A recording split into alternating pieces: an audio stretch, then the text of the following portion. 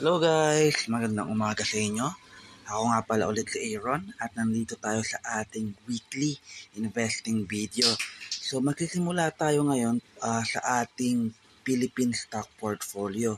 So yung ating dollar cost averaging, no? Every week meron tayong 5,000 pesos na pwedeng i-allocate.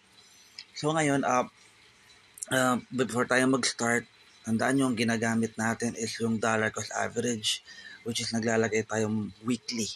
So, syempre, depende yan kung weekly ba ang sahod nyo, kung every 2 linggo, every 2 linggo, which is common sa Pilipinas. Then, kung nasa abroad naman kayo, monthly, okay lang din yon. The important thing dito is long-term active investor tayo, no? So, tinitingnan natin kung mataas ba yung market o mababa yung market. Sa ngayon, mababa yung Philippine stock market. Isa yun sa masasabi ko sa inyo. So, ngayon, pero mamaya papaliwanag ko sa inyo yun. Titingnan natin ulit yun. So, medyo matagal na rin natin itong ginagawa yung video natin. So, nag-start tayo nung November. So, nasa May, June na tayo ngayon, no? Kung makikita nyo. Okay, so, punta na tayo ngayon. Titignan na natin yung Philippine portfolio natin. Okay, sorry. Dito tayo. Okay, ito yung Philippine portfolio natin as of right now. So, sabi dito, ang nalagay na natin is 159,816. Ibig sabihin, kung naglalagay tayo ng 20,000 every week, so 20,000 a month yon. Tama? Sorry, 28 days. So, almost 7 months na tayo ngayon. So, ito na yung pera natin. So, out of that 159,816 na pera natin, ang sabi natin doon, 1,172 pesos yung tubo ng ng pera natin. Ibig sabihin, up tayo. Okay? As a whole yun, as the whole portfolio natin. Ngayon, papakita ko sa inyo, medyo yan natin. Yan. So, pag pinindot ko to, ayan, inano ko siya kung ano yung biggest losers and biggest winner natin.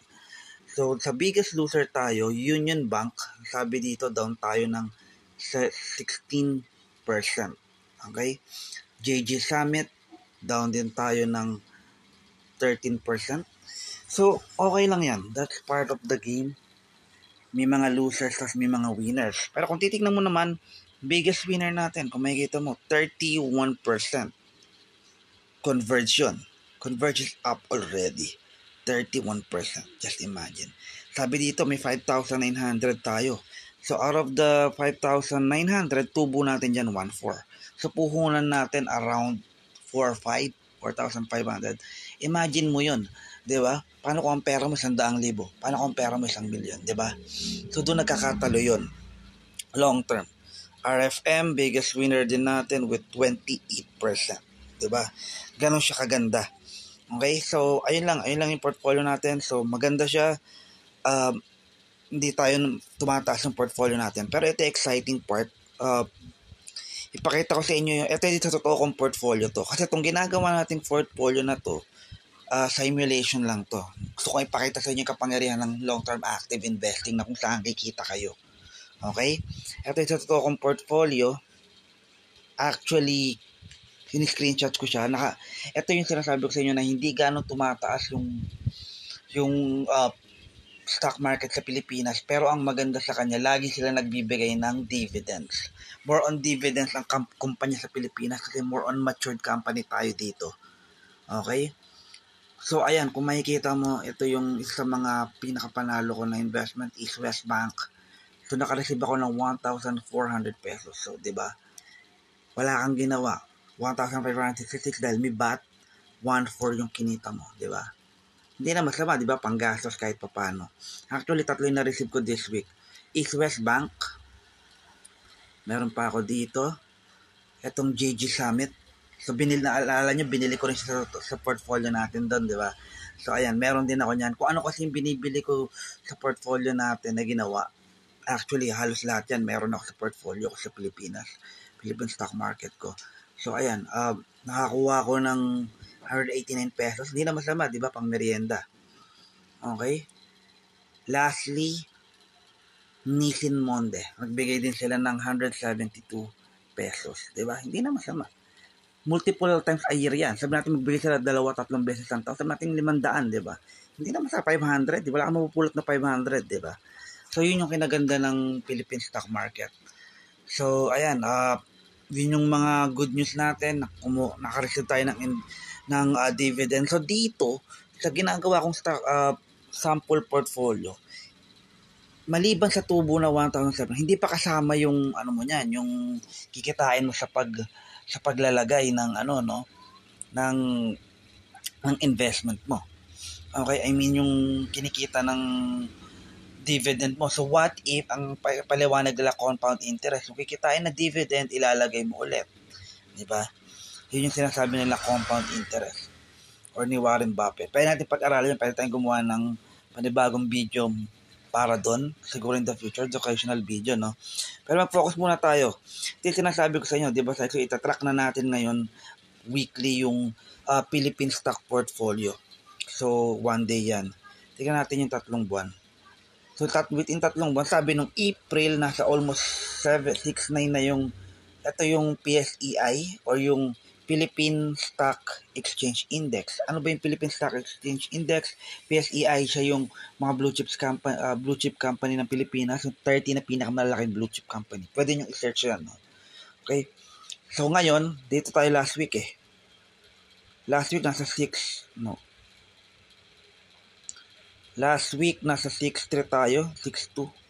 Diba ngayon 6.5? Medyo tumaas siya actually ng konti. Bakit to importante? Kasi makikita mo dito kung yung ano bang ginagawa ng mga malalaking company sa Pinas. Pero individually kasi may mga talagang bumababa na stocks. Doon tayo papasok. Bibili tayo ng bibili habang mababa. Okay? Tandaan nyo, ang all-time high ng Philippine stock market, yung PSEI, around 8,800, something like that. Malapit doon, almost 9,000. Okay, so ang laki pa ng binaba. Malaki pa yung leg run natin, no? So, ayun. Now, punta na tayo sa mga news. Sabi dito, 3 signs the US economy is nearing a recession have flashed in the last week. So, kung papansin nyo kung sa susunod na video na gagawin ko yung US stock portfolio natin, marami akong cash sa portfolio na sinasimulate ko doon. Dahil nga doon, nakikita ko na mataas ang stock market ng the US. So, naglalagay ako ng kalahati. Yung kalahati, nasa cash lang. So, pwede nyo basahin yan, no? Okay, kung gusto nyo. So, hindi na ako gano'ng magda-dive dyan para hindi na tayo kumain ng maraming oras. Okay? Now, sabi dito, Ayala's Accent. Sa mga sa company ng Pilipinas. Hindi pa ako bumibili nito. Possible magtingin na natin yung Accent kung alam po ba Accent Corp, ayan sabi dito with $6 billion fundraising drives. So nag-raise sila ng pera, no? So tignan natin siya. Tignan ko siya ngayon. So meron tayong 5,000 pesos, di ba? Ang plano ko kasi lagyan is Philinvest. Yan, which is FLI ang ticker symbol niya. Market cap ng Philinvest is 16 billion. Revenue niya is 22 billion. PE ratio niya is 4.25. Napakababa. Napakaganda bumili. Ayan Kung makikita nyo yung mga income nila annually, di ba up pa rin sila. So dito ko planong ilagay yung 2,500 natin. But let me take a look yung Accent. Wala siya dito. Sorry, maraming naka-open, no?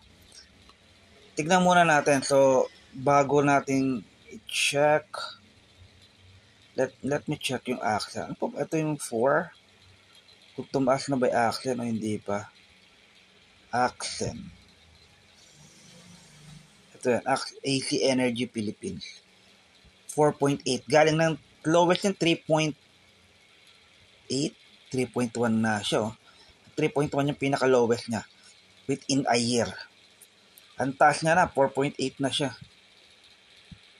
Siguro nung nakaraan, galing ng yan, 4. Yan dito. Kung makikita nyo. Sorry, hindi. Yan, nasa 3 siya. Ayan yun. Around August pala siya na bumaba. So, hindi muna tayo maglalagay dyan. Yung 2,500 sa Philinvest. doon ko ilalagay yung unang, tanda mo market cap niya, no? Napakataas ng PE ratio niyan. Kaya I would rather go Philinvest pa rin, 2.5 sa Philinvest. Then Monden Nissin, naalala nyo nakareceive tayo kay Monden Nissin ng, para sa akin kasi gusto ko siya, sabi dito 194 billion pa rin siya. Napakataas ng PE ratio niya. Sobrang optimistic sila. So, ayan. Tatype ko lang dito, ha. Okay? Ayan yung weekly allocation ng 5,000. So, Philinvest or FLI, 2,500. Then, Philinvest, then Monde, 2,500 pesos ulit. Okay? Ulitin ko, hindi to financial advice. Gawin nyo yung due diligence kung mag-invest kayo. So, dyan ko ilalagay allocation natin na 5,000, no?